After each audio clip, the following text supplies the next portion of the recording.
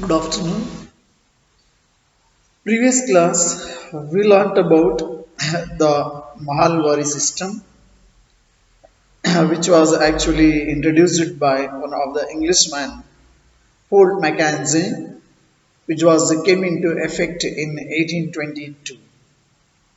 So, according to this new system, the collectors went to villages and also inspecting the land and measuring the fields and recording the customs and rights of different groups. And next, the estimated revenue of each plot within a village was added up to calculate the revenue that each village, which was actually referred as a mahal, had to pay. See, this demand was to be periodically revised. I mean, it needs to be revised periodically, not permanently fixed. So here, the charge of collecting the revenue and paying it to the company that was given to the village head. So actually, before in the permanent settlement, it was given to the jamindar. Now, rather than the jamindars, the village headman, so they were collecting the revenues and they had to pay to East India Company. And this system is to called as a Mahalwari system.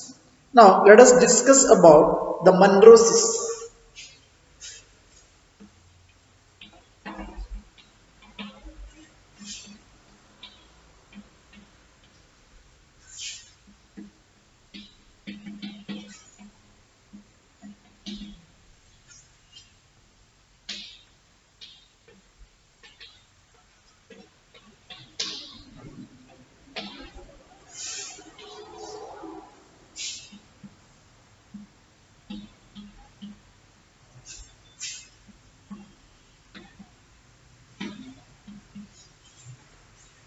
Monroe system.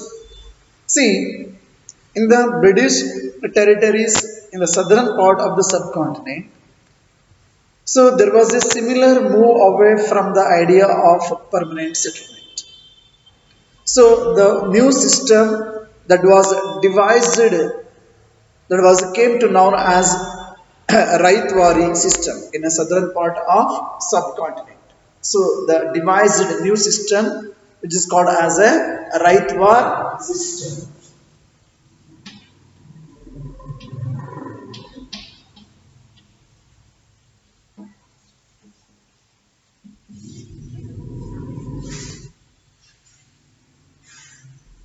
So this Rightward system, also well known as Raitavari Paddhati ಅಥವಾ Rightward system.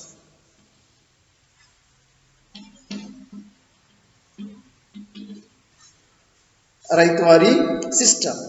See, this Raitwari system, it was tried on a small scale by Captain Alexander Ray. So, in some of the areas, especially that were taken over by the company after the wars with Tipu Sultan.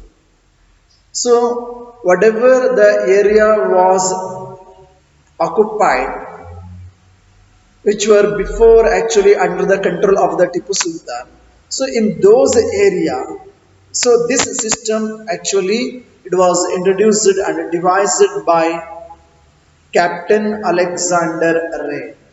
Captain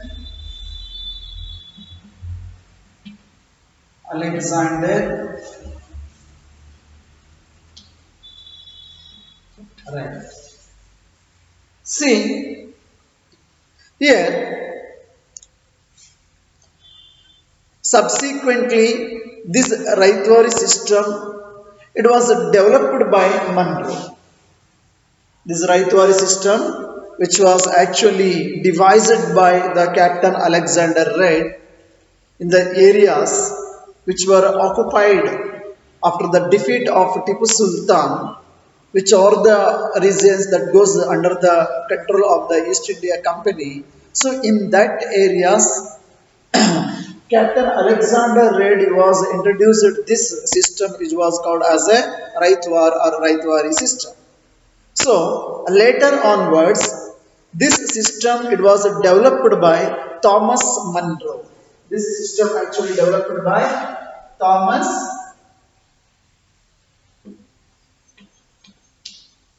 Monroe. So when he was developed this system by the Thomas Monroe, and this system was gradually extended all over South India. When it was developed by Thomas Monroe, then afterwards, so it was extended all over South India. See, Red and Monroe felt that in the south there were no traditional zamindars. In the south of our subcontinent, so there was no traditional zamindars. And the settlement, they argued, had to be made directly with the cultivators. Cultivators means raitaru or right. Okay. See, who had tilled the land for generations. So those cultivators actually they were tilled the land for generations. So ಒಂದು generation ಇಂದ ಮತ್ತೊಂದು ಜನರೇಷನ್ಗೆ ತಲತಲಾಂತರಗಳಿಂದ ಉಳುಮೆ ಮಾಡ್ಕೊಂಡು ಬಂದಿದ್ದಂತಹ cultivate ಮಾಡ್ಕೊಂಡು ಬಂದಿದ್ದಂತಹ ಆ ರೈತಾಪಿ ವರ್ಗ ಏನಿದೆಯಲ್ಲ, ಸೊ ಆ ರೈತಾಪಿ ವರ್ಗದ ಜನರು ನೇರವಾಗಿ ತೆರಿಗೆಯನ್ನ ಈಸ್ಟ್ ಇಂಡಿಯಾ ಕಂಪನಿಗೆ ಪಾವತಿಯನ್ನ ಮಾಡ್ತಕ್ಕಂಥ ವ್ಯವಸ್ಥೆ, ಇದನ್ನ ರೈತವಾರಿ ಸಿಸ್ಟಮ್ ರೈತವಾರಿ ಸಿಸ್ಟಮ್ ಅಂತ ಹೇಳಿ ಕರಿತೀವಿ. Before it was actually devised by Captain Alexander Reid. So actually he was applied this policy which were the regions were occupied by or collected by the Tipu Sultan after the defeat of the Tipu Sultan in the war. Then later onwards, subsequently this system was developed by Thomas Monroe, and afterwards, so this system gradually extended all over South India. So in this system actually, why? Because the Reid and Monroe, they were felt that in the south there were no zamindars, the settlement. So they argued, so had to be made directly with the cultivators who had tilled the land for generations. So here the farmers or the cultivators or the rights, so they were paying taxes directly to the government or to the company. So their fields had to be carefully and separately surveyed before the revenue assessment was made.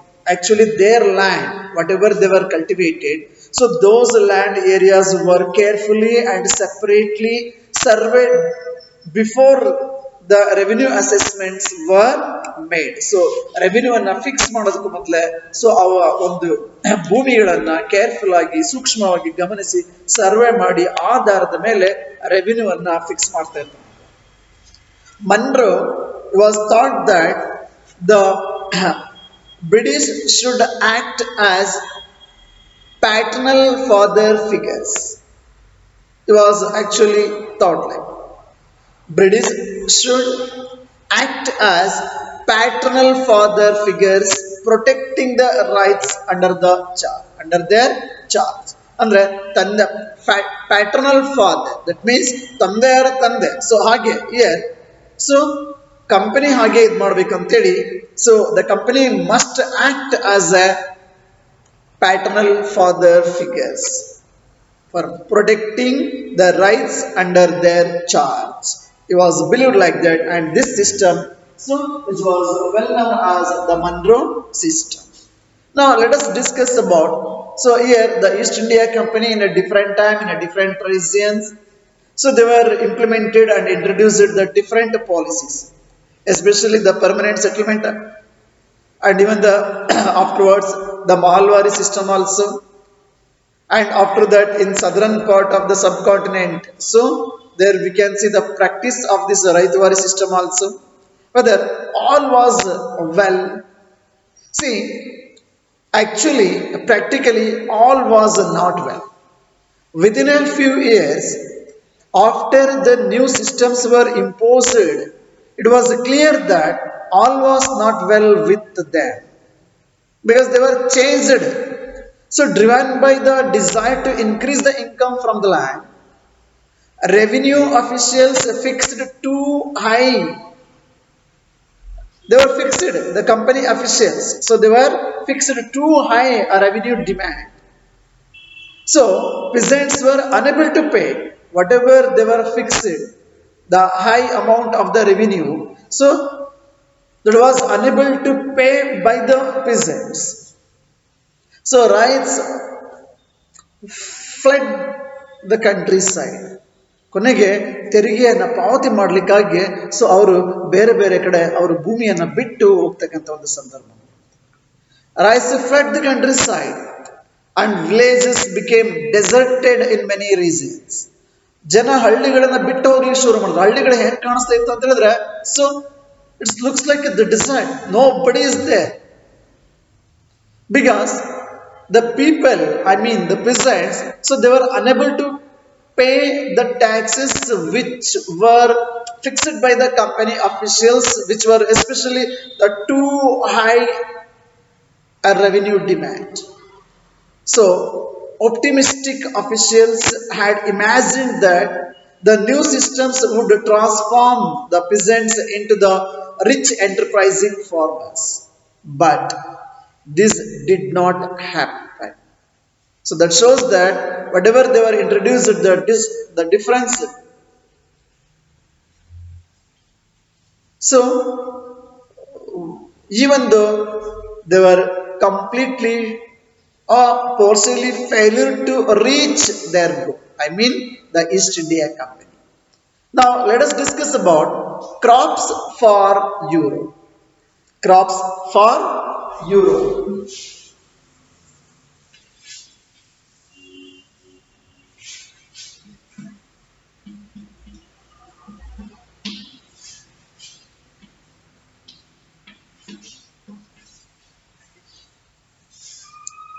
See, the British also realized that the countryside could not only yield revenue, not only the revenue, it could also grow the crops that Europe required. The East India Company so realized that. So, the East India Company just not depend upon their revenue from the local people in our subcontinent. So, even so, it could also, they felt like that, they were realized like that to grow the crops that Europe required. So here, the local farmers, they must grow the crops, especially which European countries were required. Europe ಜನತೆಗೆ ಏನು ಬೇಕಾಗಿರುತ್ತೆ ಆ ಬೆಳೆಗಳನ್ನ ಬೆಳೆದು so again ಅದರಿಂದ benefit ಅನ್ನ ಪಡ್ಕೊಳ್ಳಿಕ್ಕೆ ಅಂದ್ರೆ ಅವರಿಗೆ ಬೇಕಾದಂತಹ ಬೆಳೆಯನ್ನ ಸೊ ಇಲ್ಲಿ ಬೆಳೀತಕ್ಕಂಥ ವ್ಯವಸ್ಥೆ. So by the late 18th century, the company was trying its best to expand the cultivation of opium and indigo. So ಅವ್ರಿಗೆ ಬೇಕಾಗಿದ್ದೇನೆ, ಅವ್ರಿಗೆ ಬಹಳ ಲಾಭ ತಂದುಕೊಡ್ತಿದ್ದಂತಹ ಓಪಿಯಂ ಮತ್ತೆ ಇಂಡಿಗೋವನ್ನು ಬೆಳಿಬೇಕಾಗಿತ್ತು. These were the name of the plant crop, indigo and opium.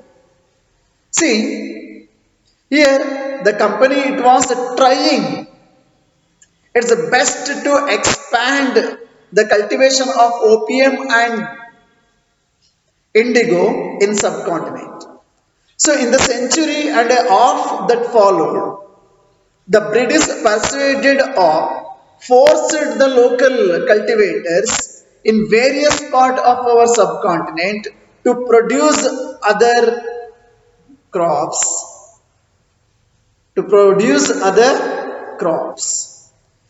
For example, they were fixed the areas in that particular regions, that particular area. So the cultivators, they were forced to grow some of the other crops. And here the East India Company by forcefully instructed to grow that particular crops in that regions. It was happened. For example, jute in Bengal, tea in Assam, sugarcane in the United Provinces, which the present UP or Uttar Pradesh. So wheat in Punjab, cotton in Maharashtra and Punjab, rice in Madras. See that. So they were decided like that. In this particular area, in that particular area, the cultivators would grow only that crops which were actually asked by the East India Company. So here the cultivators were not free to take decisions to grow the crops whatever they want. So it was fixed like that. So in Bengal region, jute and after. So in Assam, tea, in Maharashtra and so Maharashtra and Punjab cotton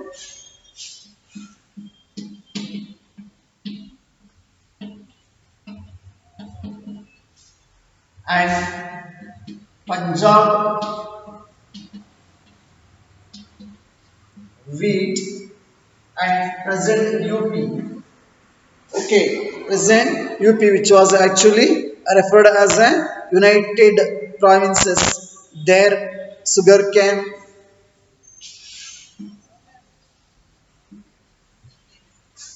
Okay, then afterwards, so rice in Madras.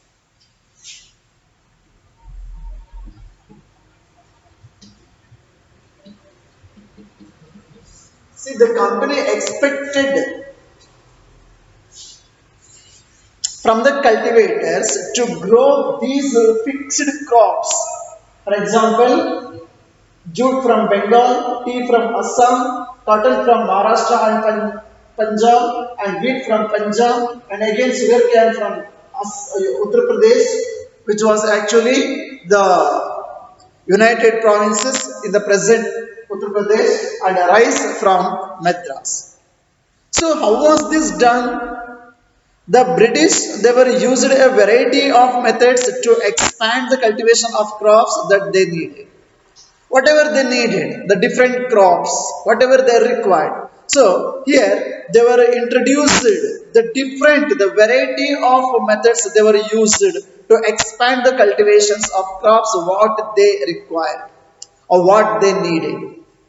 So let us discuss about one of the crop which was actually demanded from the East India Company to grow in our subcontinent, that is about indigo. It is actually one of the crop which was actually used to grow for what purpose? Coloring purpose. Okay, especially the prints. See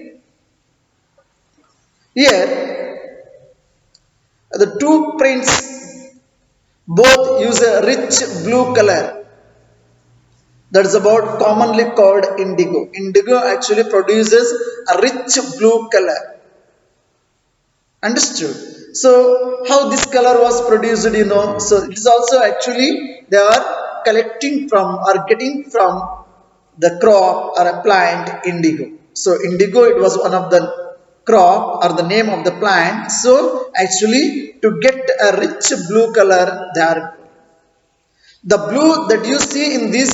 So please look at your textbook. So please come and collect a textbook. Already history textbooks are available in school. Already today I sent a message also. That's my kind request. So in that see or even you can see in your PDF form whatever you are downloaded the textbook page number 30. That's about the two prints. One is called Kalamkari print 20th century in our country, and then another one Morris cotton print. So in the late 19th century England. So there is the two. So in these two prints, there we can see the different color, the blue color. So here both use these two prints a rich blue color. That means so actually It was produced by, I mean, it was gone by the indigo. So the blue that you see in these two prints was produced from a plant which is called as indigo. So it is likely that the blue dye used in the Morris prints in the 19th century Britain was manufactured from indigo plants cultivated in India. See, ಆ indigo plants ಅನ್ನ cultivate ಮಾಡಿದ್ದಂಥದ್ದು ಇಂಡಿಯಾದಲ್ಲಿ, ಅದರ colour produce ಮಾಡಿ ಬಟ್ಟೆಯನ್ನು ಉತ್ಪಾದನೆ ಮಾಡಿದಂಥದ್ದು Maurice which is in England. See, for India, it was the biggest supplier of indigo in the world at the time. So India during that time becomes one of the largest producer and supplier of indigo. Then we can understand that. So actually, there was a lot of demand in European countries, especially for Indian indigo. Now, why the demand for Indian indigo in the European markets? This much of demand. So regarding this, we are going to discuss in the next class. Thank you. Have a nice day.